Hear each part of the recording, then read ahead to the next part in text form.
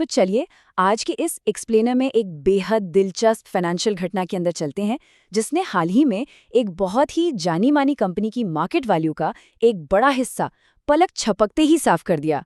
हम सिर्फ सतही बातों पर नहीं रुकेंगे बल्कि सीधे उन आंकड़ों के पीछे छिपी असली कहानी को डिकोड करेंगे। अब जरा सोचिए, कैसे कोई कंपनी अपने रेवेन्यू में 26% की शानदार ग्रोथ दर्ज करती है और फिर भी एक ही दिन में अपनी वैल्यू का लगभग 5वां हिस्सा खो देती है। अजीब है ना। आज हम केन्स टेक्नोलॉजी के स्टॉक में आए इस अचानक क्रैश का पर्दाफाश करेंगे और उन विरोधाभासी संकेतों को समझेंगे जिन्होंने पूरे शेयर बाजार को चौंका कर रख दिया। 14 मई का दिन। ये दिन केन्स टेक्नोलॉजी के लिए सच में किसी बुरे सपने जैसा था। उनके स्टॉक में एक भारी इंट्राडे क्रैश आया जो सीधे 19.4% नीचे गिर गया। देखिए, बाजार में एक ही दिन में इतनी बड़ी गिरावट किसी भी कंपनी के लिए खतरे की एक बहुत बड़ी घंटी होती है। तो ये समझना बहुत जरूरी है कि आखिर पर्दे के पीछे ऐसे कौन से आंकड़े थे जिन्होंने ये भूचाल ला दिया।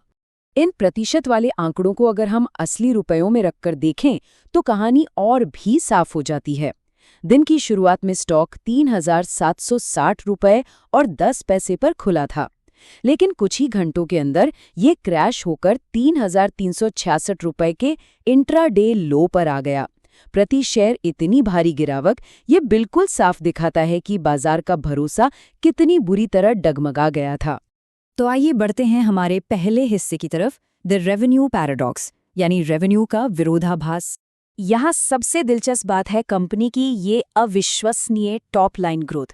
वित्त वर्ष की चौथी तिमाही में ऑपरेशन से होने वाला उनका रेवेन्यू 1,242.64 करोड़ रुपए के पार पहुंच गया।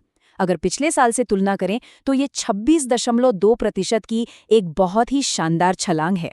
पहली नज़र में देखने पर तो ये एक बेहद सफल तिमाही लगती है, राइट? लेकिन रुकिए, यहीं पर वो बड़ा विरोधाभास सामने आता है जिसने निवेशकों के होश उड़ा दिए।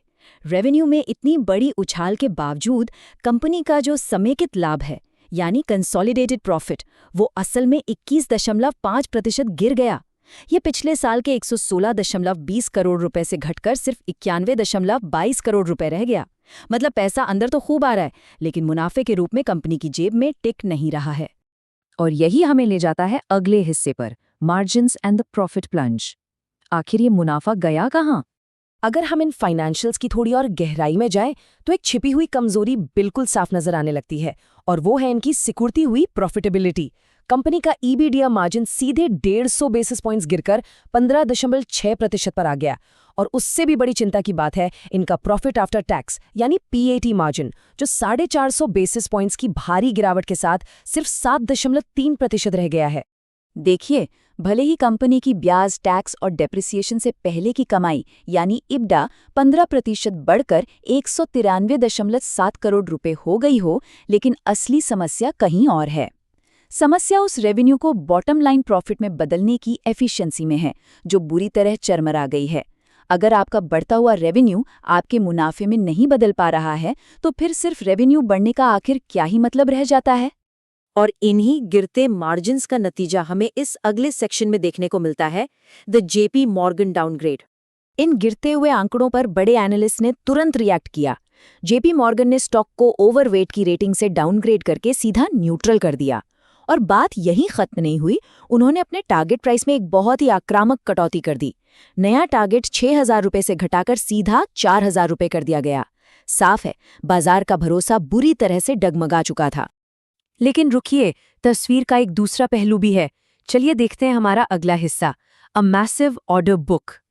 जैसा कि हमने कहा, हर कहानी के दो पहलू होते हैं। निष्पक्ष रूप से देखें तो हमें कंपनी के लीडरशिप का पक्ष भी सुनना होगा। एग्जीक्यूटिव वाइस चेयरमैन रमेश कुन्हीकन्नन ने अपना बचाव करते हुए फोकस पिछले मुनाफे से हटाकर भविष्य की ओर मोड़ने की कोशिश की। उन्होंने एक बहुत बड़ा आंकड़ा सामने रखा। वित्त वर्ष के अंत में उनका ऑर्डर बुक 80,000 मिलियन रुपए से भी ऊपर का था। यह विशाल बैकलॉग भविष्य के लिए एक बहुत ही स्पष्ट और मजबूत रेवेन्यू की उम्मीद जगाता है।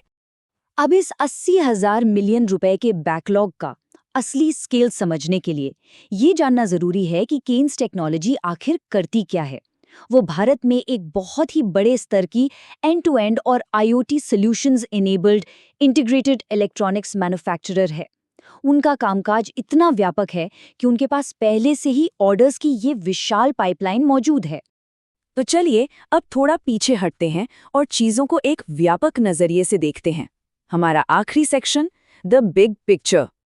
अगर हम एक दिन के इस क्रैश को स्टॉक के ऐतिहासिक सफर में रखकर देखें तो ये किसी रोलर कोस्टर से कम नहीं है। पिछले साल अक्टूबर में इसने 7,705 रुपए का 52 वीक हाई छुआ।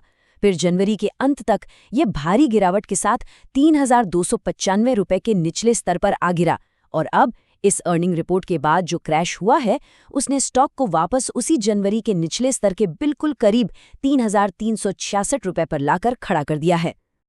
लेकिन इतने उतार चढ़ाव के बावजूद एक बेहद दिलचस्प पहलू है। इस साल की शुरुआत से अब तक यानी ईयर टू डेट प्रदर्शन को देखें तो केन्स केवल 3% नीचे है। यह बेंचमार्क सेंसेक्स की 8% की गिरावट से तो काफी बेहतर है। हालांकि पूरे एक साल के हिसाब से देखें तो यह अभी भी 11% नीचे है। और इसी के साथ हम इस एक्सप्लेनर की सबसे बड़े और महत्वपूर्ण सवाल पर पहुंचते हैं। एक तरफ 80,000 मिलियन रुपए का एक विशाल ऑर्डर बुक है जो भविष्य की गारंटी जैसा लगता है, लेकिन दूसरी तरफ है तेजी से सिकुड़ते मार्जिन्स।